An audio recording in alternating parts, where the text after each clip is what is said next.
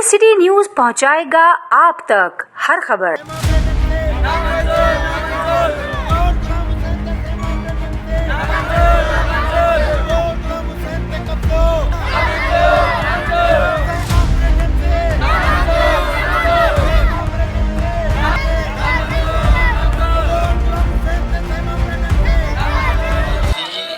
Group है एक सैमा के, एक बड़ा नाम है यहाँ पे कराची में।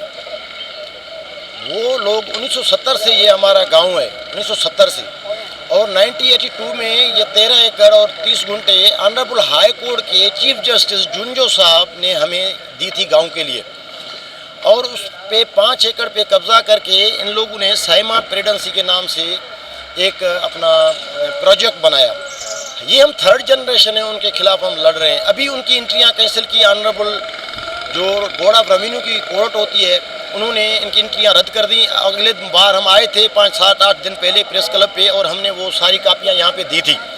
और उसके बाद हम कोर्ट में से भी अपना ये केस जीत चुके हैं, क्योंकि ये विलेज लैंड है तो लिहाजा इस पर कुछ नहीं बन सकता। तो हम चीफ मिनिस्टर सिंध सैयद मुराद अली शाह और अपना हमारे जो ईस्ट के डीसी साहब हैं और ऑनरेबल हाई कोर्ट के जो अभी sitting chief justice Sindh high court हैं, यहाँ चीफ जस्टिस हमारे सुप्रीम कोर्ट उमर अतिया बंदयाल साहब, उनको हम रिक्वेस्ट करते हैं कि आप ज़रा सियासी माहौल से निकलें और गरीबों को हुकूक को भी देखें।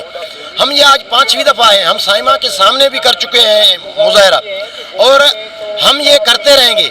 और हमने ये भी कहा है कि आज हम फिर दोबारा उनको ये मैसेज देना चाहते हैं कि हम पुरअमन हैं तो हमें पुरअमन रहने दें, नहीं तो इंशाल्लाह हम सैमा प्रेसिडेंसी के सामने मेन गेट पे, अभी क्योंकि वो प्रॉपर्टी हमारी है और हक हमारा है, तो हम उस पे गेट पे जो है ना अपना एक एहतजाजी कैंप लगा के बैठ जाएंगे। यही हमारा कहना है।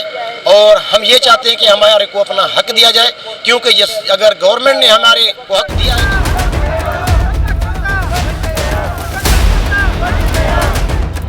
ये हमारा ज़िला ईस्ट लगता है, सफूरा चौरंगी है, सफूरा गोट की चौरंगी है, उसके साथ ये गुलाम हुसैन गोट है।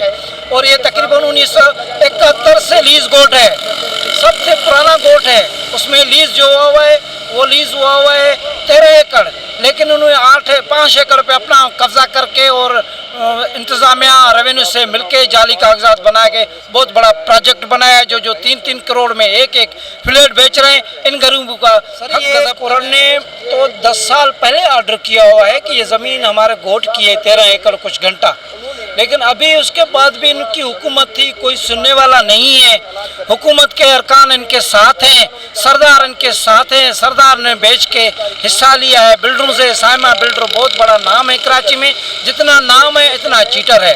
तो हम सिर्फ इसलिए अभी ताज़ा तकरीबन 25 तारीख को बोर्ड ऑफ रेवेन्यू जो ज़मीन का सारा सिस्टम चला रही है पूरी सिंध में, उन्होंने इनकी फेवर में फैसला दिया है और साइमा बिल्डर की जो रजिस्ट्री है वो कैंसिल किया है।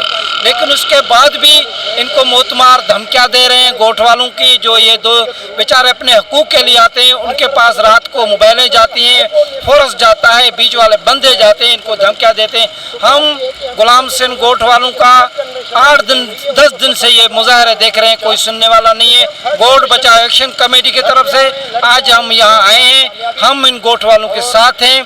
जब तक इन गोट वालों का इंसाफ नहीं होगा, इनको अपनी ज़मीन और हकूक़ नहीं मिलेंगे, तब तक ये गोट बचाओ एक्शन कमेटी 2002 से अपना काम कराची में कर रही है, अभी इनके साथ होगी। जब तक इनको इंसाफ नहीं मिलेगा तब तक हम इनके साथ शाना बशाना होंगे।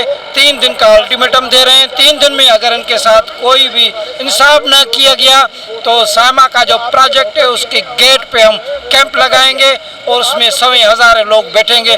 देखते हैं ये आगे काम कैसे करते हैं।